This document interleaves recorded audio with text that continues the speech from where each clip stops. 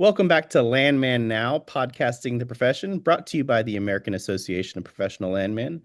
I'm your host, Chad Smith, and in today's episode of our Landman TV series companion podcast, we'll be covering Season 2, Episode 5 of Paramount's Landman, where we separate the fact from the fiction and highlight the real work behind the drama. Joining the show today, we have Cameron Kroese and Wink Kopczynski. So thank you both so much for joining the show today. I want to give you both a little bit of time to give a little bit of background yourself to the audiences. So Wink, if you don't mind going first, tell us a little bit about yourself. Yeah, my name is Wink Kopczynski. I am a 2009 graduate of the OU Energy Management program. My career since then, even while I was in school, has been a little over the map, from working in courthouses, working out in the field, to running land department for an independent E&P group based here in Tulsa, some business development work, and then for the last 11 years or so have been back on the consulting side, assisting a number of operators, non-ops, royalty investors, families, trusts, things like that, with really all sorts of interest all over the country. 3 years ago, I launched Grizzly Land Services. We're a full spectrum land services firm based here in Tulsa with assets across the country, who are capable of handling anything, your basic lease, title, regulatory, back office, division orders, all that fun stuff, anywhere across the lower 48. Very good. And Cameron? Yeah, thanks, Chad, for having me on. Also, I know you guys was a little sad with the college football playoff result. Last Friday was a little rough, but we've come to expect that with big games lately. But now a little background on me. I've been in the space since about 2012. Cut my teeth out actually in the Permian, in actually those courthouses, running title, buying leases. Was out there for about 5 or 6 years. And then for the last about 8 years or so, I've been in the mineral royalty space with a private mineral group. We pretty much primarily focus on cash flowing PDP assets for investors kind of looking to do 1031 exchanges. So that's pretty much my background, and look forward to kind of chatting on this episode. Yeah, absolutely. Thanks again, both of you. Really appreciate you coming on. And kind of the first thing I wanted to get into today was so we've been throughout the season so far. We've seen Cooper's wells and some of the things that have happened there. Yeah, hit success initially, but now it's maybe looking like maybe it wasn't such a good deal for him overall. But one of the first things that I wanted to get into there was they say Cooper's making 3,000 barrels a day. And for people listening at home, maybe they automatically think, oh, that's a lot of money, but maybe that's not necessarily the case. And why might not that be the case? I mean, it is, especially for a guy who didn't graduate, finish his degree, and went out and just poked the holes in the ground with somebody else's money. Yeah, that would be a whole lot. There's a lot of factors that aren't being accounted for there. Mainly going to be his royalties, whatever he didn't pay cash for these leases and didn't have any. So chances are it's pretty high royalty on those. And then he's going to have some pretty high LOE, and especially if he's an unknown operator with no real strong backing, not even a really known financial backer, for obvious reasons. His vendors aren't going to be cutting him good deals either. So he's going to be paying on the higher end of that cost spectrum. So yeah, production wise, gross revenue wise, that top line is going to be nice, but everything beneath it on that P&L is going to be pretty hurtful as well. Before you even factor in the fact, he's going to get hosed on this deal because he dealing with cartel, you're going to get hosed. Yeah. Yeah, didn't I see that he had like 44 million in invoices or something like that? Yeah. Was sent to his dad, and I was like, okay, that makes sense. Because it was confusing, right? Really, back in episode 1, he's like, we just drilled these wells and we're gonna make all this money, and I'm like, well, how are you paying for it? Right. Come to find out, he wasn't, and so that was interesting. Yeah, and I think they say that each well costs 6 million, but he Yeah. could make 5 times that. Is that a realistic return? And if that is, how long does it actually take someone to see that kind of return on their wells? Yeah, I think I heard in a different episode, it might have been Kyle Reynolds talking about that most operators look for, 40% return. And I think that's probably well in line. Don't do the math with 5X or something like that. But that does seem within reason. I don't know, Wink, if you've got any background on return of cash or anything like that. But I mean, when you start talking about 5X and that, those are those PE backed build and flip. You're going to put together 30,000, new leasehold acres, drill about a third of it, probably all of your A locations, and then try to flip it, and yeah, those are the ones that you can maybe get to, 5X. But those are also structured where, Cooper's not seeing 5X of Right. all of that. There's going to be a waterfall, and his PE group's going to get theirs, and he'll have a nice little payday, but nothing to the extent that they're kind of, alluded to on the show. And it's like you said, where he's paying a premium for all this because he's basically doing on credit, right? So that's also probably going to eat into any profits that he would have had. Oh yeah, Yeah. yeah. And is it common for some, I'm assuming not, but is it common for someone to start drilling based on money that hasn't actually arrived yet, like Cooper did with Sunrisa? I mean, commitments are a real thing. I would say it seems, and I was kind of laughing about this later in the episode when they're talking about the corporate structure and all that, and we'll get into it later. I don't think any of these, Cooper for sure, MTEX, none of them have a CFO or anybody who's like, hey, we have X much cash in the books because they didn't even know where it is. So in those instances, there are some, you know, individuals out there who may go drill a well and may have a commitment or may get a line of credit to go do a workover of an orphaned well or something to that effect where they might jump the gun a little bit and get a little excited. Nothing to the magnitude of drilling 5, 6 wells, new drills with the permitting and everything involved and all of that. I mean, before the rig even got there, he was on 6 wells. He's probably $1 million in at least, Yeah. just building locations and everything. So, yeah, in that perspective and that situation, not realistic that you're doing all that, especially drilling the whole program before the money's there. But uh, yeah, but it's TV, so yeah. it's great when $44 million of invoices can show up at your dad's rent house Yeah. in Midland. So kind of blurring the lines of reality quite a bit there. Yeah. Yeah. Yeah, when you hit it on the head, just with, it really is just kind of cinematography, TV, Hollywood. It's kind of, it makes for a good show, but in reality doesn't make a ton of sense. So, yeah. Yeah, and they mentioned this 50-50 split with Sunrisa. What does that mean in terms of the real industry? I mean, is that a 50-50 split? Is that something that's common that you're going to see, or is that something that they just wrote in there for the show?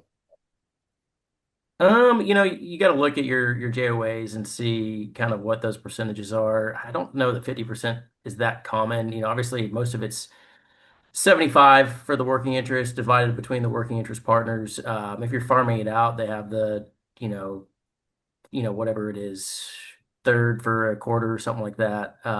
But 50-50, Wink, have you seen anything like that on the split? Yeah, I mean, I was part of a JV in East Texas, and we were 50-50, but it was with another operator, and we had 50% of the working interest. Them and their group had the other 50%. And at that point, it's just kind of a straight up JV where we're splitting the bills. And they would kind of handle all the accounting and just send us kind of the monthly statement. But so in that sense, it's not totally uncommon. Now, in this situation where you've got a group like Sunrisa who's put all the money up, it might be 50-50 on the back end after payout. Yeah. Yeah. But Sunrisa typically is going to be, they're going to recoup their cost, whether that be through some sort of carried working interest through the tanks or some other waterfall type scenario like a true PE group or something. But yeah, 50-50 out of the gate on an exploratory play where you're putting up 100% of the money for half of the interest is, I mean, that should have been red flag one. Hmm. Yeah. But again, we're talking about a dude who wore a dirty Texas Tech trucker hat to a funeral. So we're not talking about a whole lot of real common sense and street smarts here. And so if Sunreset hasn't sent the funds, they haven't paid Cooper yet. Is who's actually on the hook for the drilling invoices? Is it Cooper? Is it Tommy, since that's where the invoices were sent to, or would Sunrisa have some sort of a liability in this situation as well? I mean, you got to look Uh, at. Go yeah, ahead. go ahead. You're going to get some lawsuits on that for sure. I mean, everything of title is going to be with Cooper. So he'll be the first to get sued. And then he'll turn around and add Sunrisa as a party to the suit. Um, you know, realistically, kind of thinking back to Cooper being an unknown operator, they're going to need some sort of personal guarantee to even really start drilling. That's probably where they get, they get Tommy's address. And so it wouldn't shock me if, in the real world, if MTEX doesn't, even if it's like, oops, inadvertent, we got the wrong family member's company, but you could see MTEX getting brought in as a party on that lawsuit just for no other reason than they are, of the three involved, the party with the most legitimate money, at least as far as the public's concerned. Yeah. So eventually everyone's getting sued. Um, and yeah, it's just going to be a mess. Yeah, short answer, everyone's getting sued. So Yeah. Um, and another thing that they mention, and I don't know how realistic or aggressive this is, but they say, or I think Tommy's explaining to Cooper, you had 30 days to build the pad site and drill and 30 days to fill the tanks. And then you don't get paid for another 27 days or something like that. Is that a realistic timeline as well? Is it, before people start wanting to see some kind of a payback, is, you have the 30 days to drill, 30 days to fill the tanks. And then after that, we expect to start seeing some money. yeah, I can't really speak on the operated side. I know for the royalty side of things, that's primarily, where my expertise is. You got about 90 days once those wells come online. Once they frack them, it takes a little bit to get them online. The operators obviously have to put together the revenue decks, all that stuff. But for what we do, I mean, 90 days, is kind of been, you look at the lease obligations and those covenants, 90 days is probably the maximum. But in terms of, the working interest partners, yeah, I'm not exactly sure. Yeah, I mean, a lot of that timing is going to depend on what you're doing too. If you're doing a shallow vertical, it's a lot quicker timeline than some sort of long reach horizontal. Just because it's not going to take as long to drill, it won't take as long to complete, so you're not going to have as much flow back and as much time before oil hits the tanks. But regardless, once oil hits the tanks, I mean, it's going to be the 25th of the following month before revenue gets distributed. So if something produced on December 1st is getting paid January 25th. So at the very minimum, you have that amount of lead time. And that just kind of stays perpetual with the life of the well. So at least initially, yeah, it's that 90 to 120 days from day to first production until you really start seeing the revenue flowing, just because of all the stuff that has to happen along the way, both operationally and on the land revenue side. Yeah. And so taking away the fact that he's working with the cartel, and let's just say that it was a legitimate lender that had kind of, promised the funds to him and everything like that. Is his situation really that bad? Or is it just that, hey, you're in bed with the cartel, they're probably going to look for a way to, screw you out of this situation? Is that where he is, or is it really where it's like, no, this isn't a good situation for him to be in, period? Yeah, when I watched it, I was like, actually, he's in pretty bad shape because he's got all these invoices, doesn't have any money to pay for it, until his dad swoops in. Which, although by the way, MTech seems like they're insolvent, so that's also a separate thing that we'll talk about later. And so yeah, whenever he laid it out, they were at that, I think, at that diner at the Patch Cafe or whatever. And he's like, "Hey, you've got no money to pay for this." And he's like, basically, he's going to come in and save the day and buy all these leases. Um, and so that's kind of how I took it. I didn't know, if there was. Wait, did you think anything else than that, or maybe a little bit more rosy? I mean, no, the only way he's not in deep trouble is if there is some sort of contractual, relationship there with Sunrisa, such that it's like, hey, I'm drilling these wells, you're paying for them. My guess is, with such a lopsided agreement, and well, we haven't seen it, but guessing that it's such a lopsided agreement, it's probably written in such a way that Sunrisa has a back out and they can step away anytime they want for any reason. And so, yeah, in that case, Cooper's just in trouble. But I mean, really and truthfully, you know, uh, in the real world, in that situation, you're probably setting up a separate LLC where Sunrisa puts the money in it and Cooper's operating on behalf of it. And that way the invoices are going to that separate LLC and the money's either put there or an escrow or some sort of, situation where they can pull down. And, but again, we're not there for a number of reasons. So going to go ahead and lean towards, you know, the guy who just went out and drilled wells because he thought he could. So he's Yeah. going to be the one in trouble. Yep. And Tommy claims that, Cooper was never going to see a dime of this anyways, that his wells were going to be foreclosed on. What specifically triggers the foreclosure in this scenario? And is it or what happens to the leases in the wells in a situation where he is foreclosed on? So on that one, it'll be pretty straightforward. I mean, it'll just be they'll basically force him. You owe 44 million.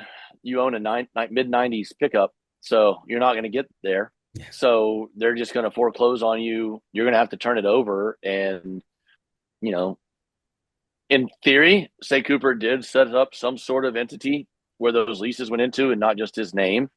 Um, that entity goes through, either Chapter 11, a debt for equity swap, where the vendors kind of get all the interest, or it just gets liquidated and somebody comes in and takes it over.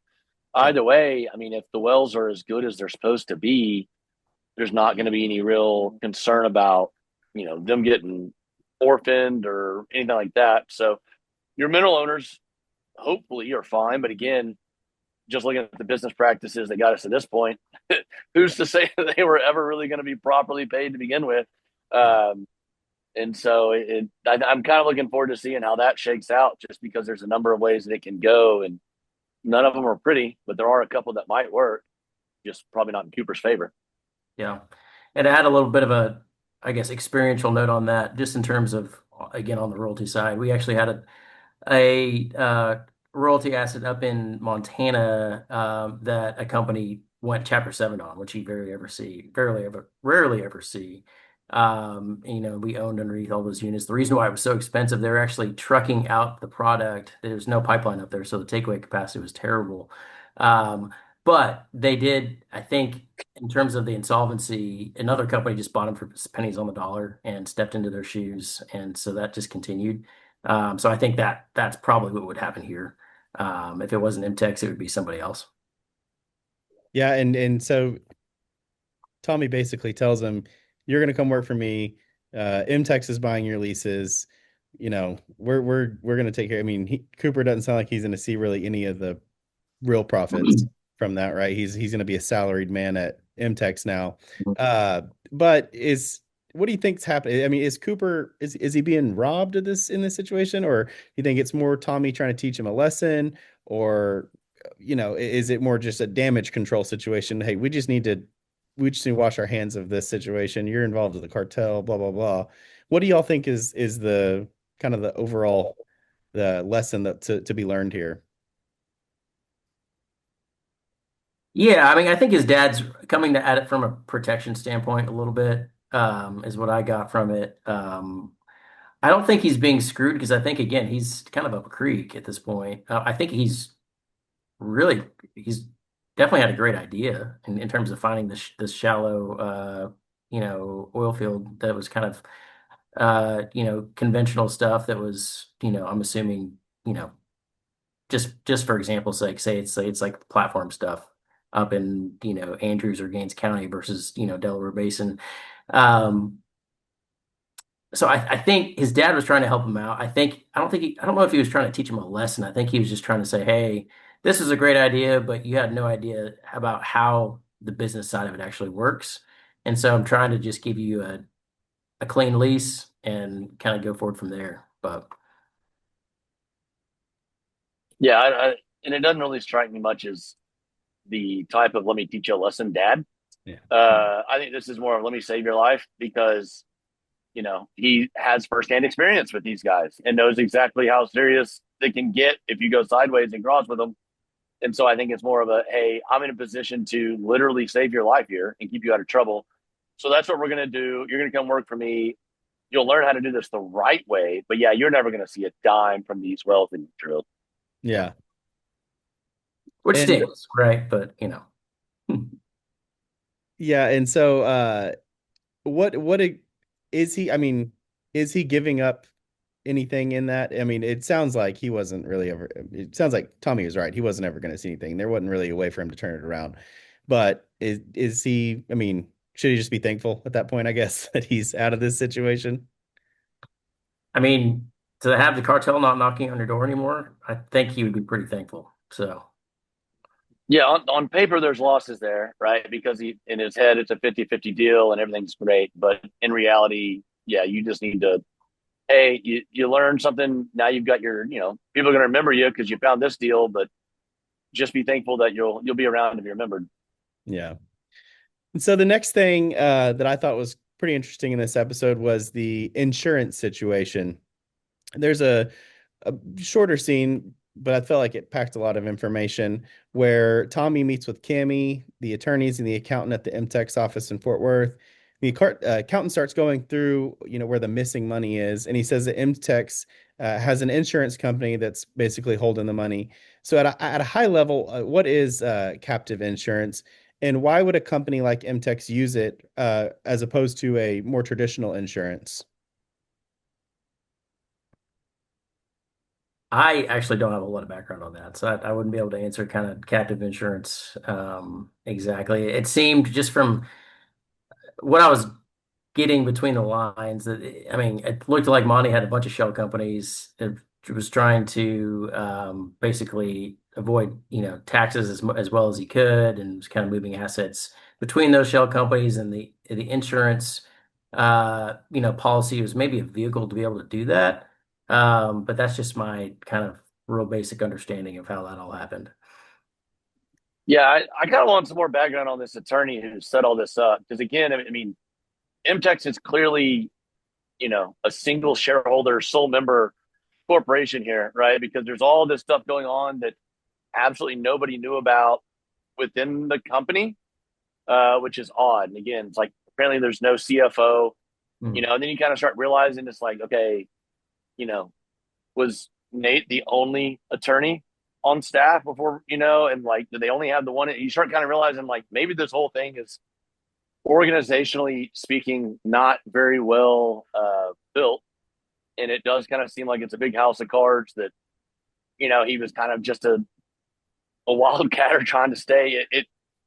It sounds like something that Aubrey would have tried to do back in the peak Chesapeake days with his VPPs, where you're just constantly selling future production to pay today's bills, and it's not the same thing because he's taking that money and putting it aside another thing, but it sounds very similar to that same kind of uh, business mentality of just we're going to do whatever we can to maximize today and we'll worry about tomorrow when tomorrow comes. But yeah, I'm very curious about this attorney because you would also think since he's the only one who really knew how it was structured, when your guy passes away, suddenly you're just going to go silent. So I think we'll learn a lot more about him and his background, and I think we'll hopefully get some more exposure to that. But no, not a ton of personal experience with the captive insurance side of things. It just the whole time it just really didn't pass the smell test for anything other than just high level tax evasion. I guess I don't know. Yeah, and that's kind of one of the things I was wondering is like is this a legitimate is this like a legitimate loophole, right, that they found where hey, you can basically avoid paying taxes by filing everything under an insurance company and just maximizing your coverage on things and then only profits or I don't know. It seemed like a very weird thing yeah, I just kind of wondered if it was something that real companies are actually using or you know maybe they're Yeah. not using it very, very out and about, but Yeah, the weird part to me was he said like MTEX, all the entities are zeroed out at the end of the year. So in theory, whenever they're filing their corporate taxes, there's nothing there.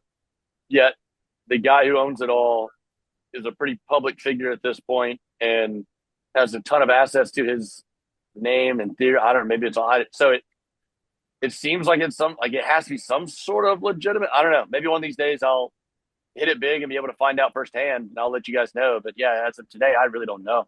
Yeah. Yeah, it's it definitely, I mean, they make it seem like it's a real thing. I don't know how realistic it is, but maybe it's just again the Hollywood just creating some kind of a storyline. Um so those were really the main things I wanted to talk about. But before we wrap up, I did want to ask you guys a couple kind of fun questions. So if you had to choose between having a brilliant reservoir engineer or a brilliant risk manager to save your company, which one would you be taking? Ooh, that's tough because the reservoir engineer is going to make you all the money. Um, but the risk managers probably make sure you keep it. So I don't know. I got to go reservoir engineer. I think that's the basis of everything that, happens, and determines, how these wells are brought online, what the economics of each well looks like. If you don't have a good reservoir engineer, you probably don't have a good company. So I'd probably say engineer. Yeah, those reservoir engineers are there's what tells everybody what the value of your company is really. So from a lending standpoint and just really kind of capital access, you need that role to be really really strong and to be in alignment with what you're trying to do. So I've seen good reservoir engineers who maybe went down the wrong path with what something was trying to do and end up devaluing a good well. Uh, and then I've seen some pull rabbit out of their hat and make the numbers work, so to speak. So yeah, give me the reservoir engineer for sure. Okay. And one more. If you had to choose between having great wells but terrible financing or mediocre wells with rock solid financing, which would you take there? Oh, I'm Wait, gonna go for the second. Yeah. So we had when I was at New Gulf, we had a 3D seismic play up in western Kansas, and we called it our Moneyball play. I mean, we were drilling bumps. We got to about an 80% hit rate. They'd IP at like 100, 120 barrels a day. Within 30, 60 days, they're down to 10 to 20, but would stay there forever. Had a great funding source. I mean, that project just kept the lights on and just kept everybody happy. Um, it's when you go start drilling and you get the huge wells, but you have horrible financing. I mean, how many times did we hear just bad structure when all the PE groups got smash code up, and all of a sudden the PE groups decided that the returns they were getting weren't enough, and so they just changed the waterfall. And Yeah. how many employees that thought they had equity or had some of that waterfall coming to them didn't get it or didn't get very much. So give me the mid level kind of money ball. Let's just keep ourselves busy and go forever over trying to hit some big wells and selling it and hoping that it works. Yeah, I like that approach too. Definitely that approach over the bad financing. So, Well, there you go. All right. Well, that kind of wraps up the questions I have. Was there anything else that you guys noticed from the episode that you wanted to touch on that we didn't cover today? the title of it was Pirate. Was it the Pirate Dinner? The pirate dinner. Yeah, Yeah. And so I expected this dinner to be something epic, right? And so I was just waiting until the end of the episode for what this dinner would be. And then it was like 30 seconds. yeah. And so I was like, okay. And to have them in costumes and to have everyone bought into the theme, there's got to be some deleted scenes on Yeah, the cutting room floor of how they got you know yeah, I need to see how that dinner came together more. It really and truthfully, there's got to be more to it than everyone just willingly putting on their costume and rolling with it, because they've gone with it but reluctantly. This time they almost seem to, okay, fine. So there had to have been, I don't know what she did, but she did something to get them dressed up. So Yeah. That was the yeah. first dinner where everybody kind of seemed happy. yes, yeah. And they So even, and they even got Rebecca, the somewhat uptight attorney, to dress as a that pirate. that's the part I need to see. I need to see how they got Rebecca to agree to wear the pirate costume, to even go to the house. I mean, Yeah. Yeah. so she got there in the first place, and then she shows up and they hand her that pirate costume, and I need that deleted scene. I need to see how that went and her reaction and how they convinced her to put it on. Well, hey, thanks both of you for joining today. And I know it's right here at the holidays and everything, and so I really appreciate you making the time to come on and discuss the episode with us. It was a good conversation. I appreciate it. We Hey, well, appreciate thank you, that. Chad. Thank you. Well, that has been another episode of Landman Now, podcasting the profession. Thanks to all our listeners for tuning in today, and a big thank you to Cameron and Wink for joining the show.